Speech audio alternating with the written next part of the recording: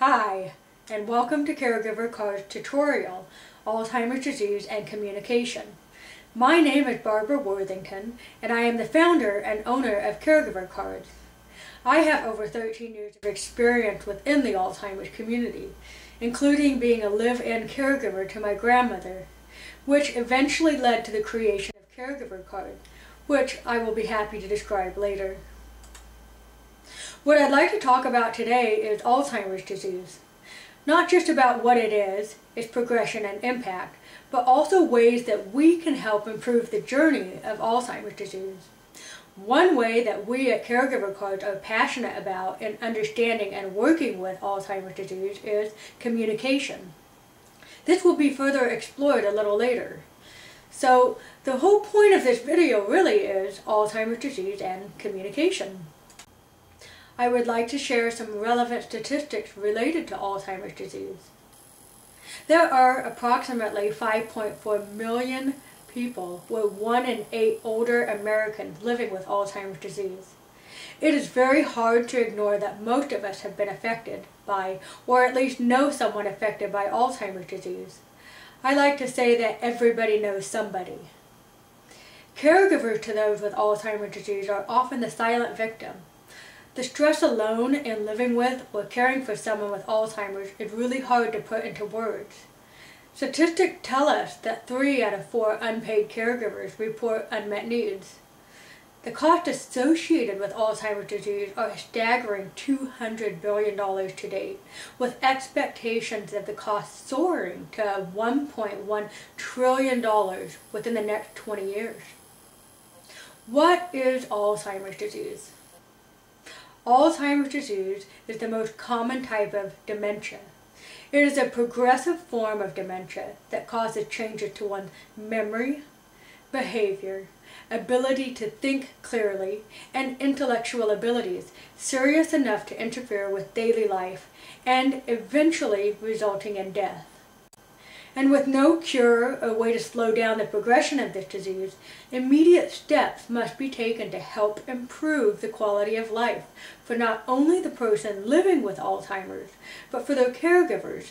And this hopefully will reduce the debt placed on persons and society in caring for Alzheimer's. Alzheimer's disease is usually broken down into 3 stages: mild or early stage, moderate or middle stage, and severe or late stage Alzheimer's.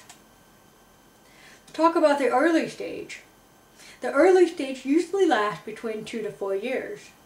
It is characterized by frequent recent memory loss, particularly of recent conversations and events, repeated questions, some problems expressing and understanding language, difficulty remembering how to use familiar objects, and difficulty writing, to name a few characteristics.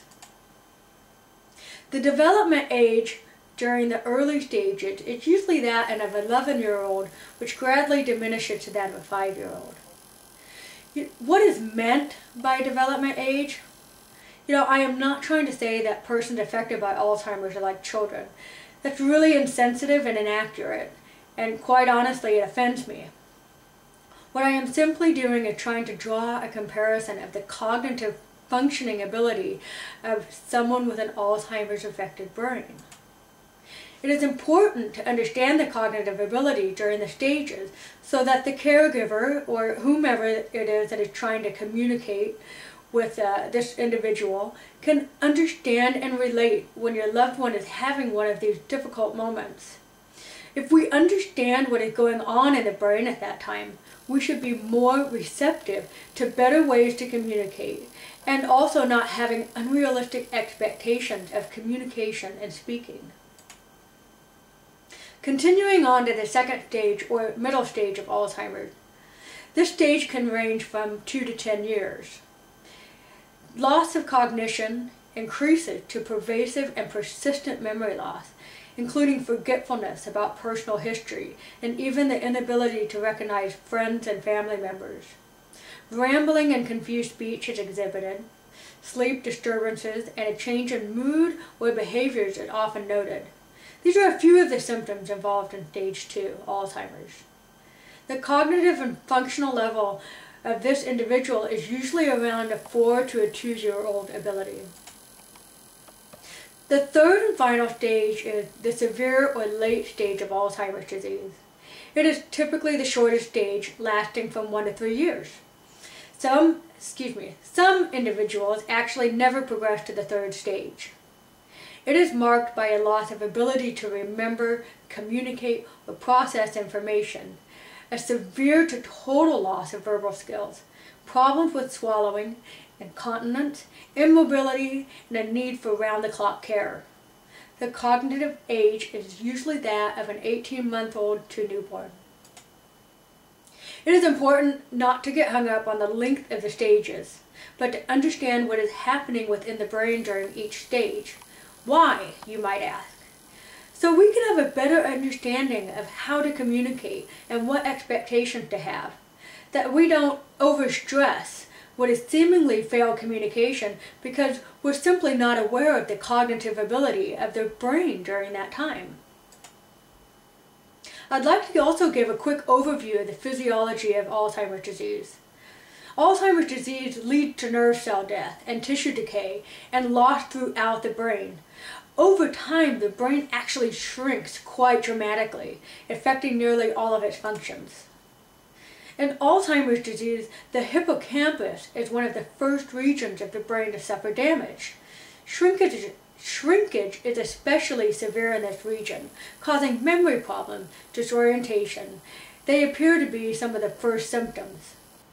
The hippocampus is an area of the cortex that plays a key role in merging of information from short-term memory to long-term memory and spatial navigation. And it also helps in the formation of new memories. However, regarding the ability of the Alzheimer's affected brain, researchers have found in a number of studies that reading can improve a patient's quality of life. The meaning of written sentences can be understood by and prompt cogent responses from even those who have had difficulty handling verbal exchanges. Caregivers may be surprised to learn that the ability to read is not always destroyed by Alzheimer's. Michelle S. Bourgeois, a professor of speech and hearing science at Ohio State University, has stated that all of my research demonstrates that people who were literate maintain the ability to read until the end stages of dementia. What is being discovered in regard to the nature of Alzheimer's is that while the person has severe difficulties and impairments in learning and memory processes, often the individual will still retain long-term memory and certain skills such as reading. This is because reading is an overlearned process that becomes automatic, also known as automaticity. Now, thinking back on what I previously mentioned about cognitive age and the stages of Alzheimer's disease, if the person affected by Alzheimer's disease is still functioning between a 2 to 3-year-old cognitive development and older, and they were literate during their lifetime, then one can conclude that they should still have the ability to read. This is where myself and those of us committed to Caregiver Cards get excited, really excited. Why? Because Caregiver Cards understands this concept, that there are difficulties within communication during Alzheimer's disease. Quite frankly, there's just difficulties with Alzheimer's disease. But the ability to read and recognize picture prompts should still exist for this person affected by Alzheimer's.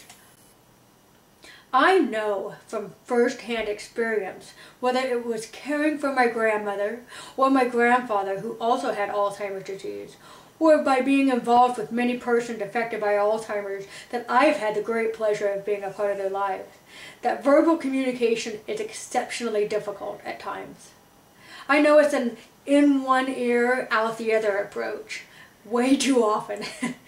I also know from these experiences that visual communication sticks a heck of a lot better, especially cue cards. This understanding and passion has led to Caregiver Cards.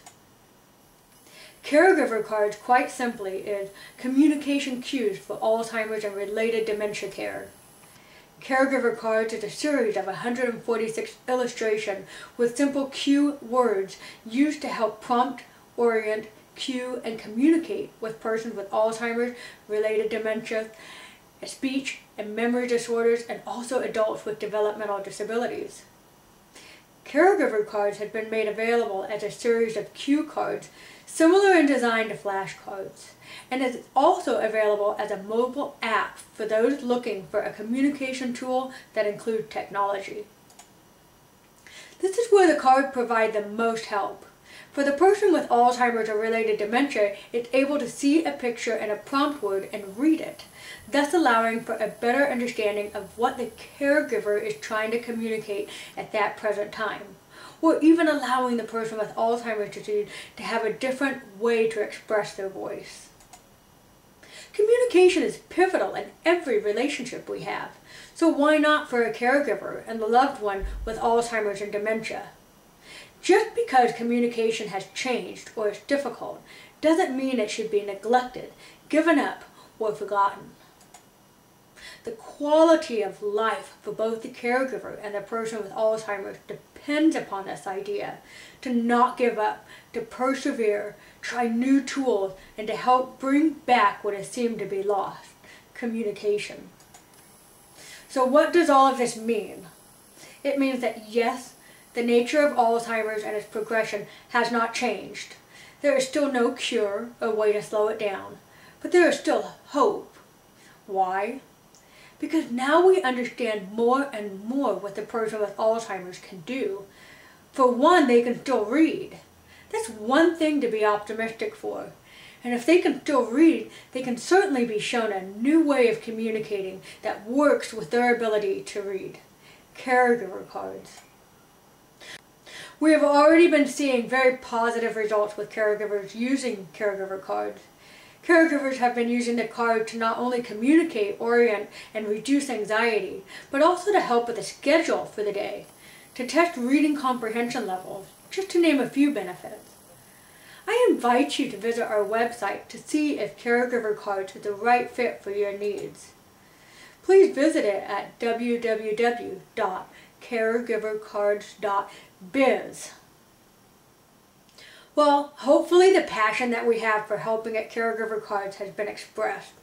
We sincerely do appreciate and value all the work that is being done within the Alzheimer's community. That is why 10% of all sales of Caregiver Card products will be donated to both the Alzheimer's Association and the Alzheimer's Network of Oregon. We believe in giving back and helping to make a bigger difference in the lives of those affected by Alzheimer's disease. We invite you to visit our website again to learn about Alzheimer's disease, caregiver tips, read our blog, or even purchase a set of Caregiver Cards for yourself, loved one, or friend.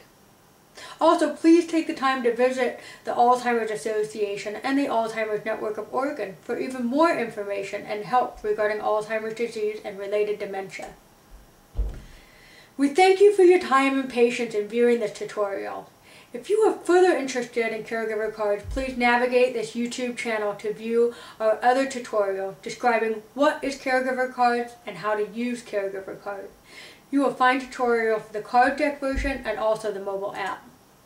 Thanks again, and many wishes of blessings and peace and comfort in your journeys with Alzheimer's disease.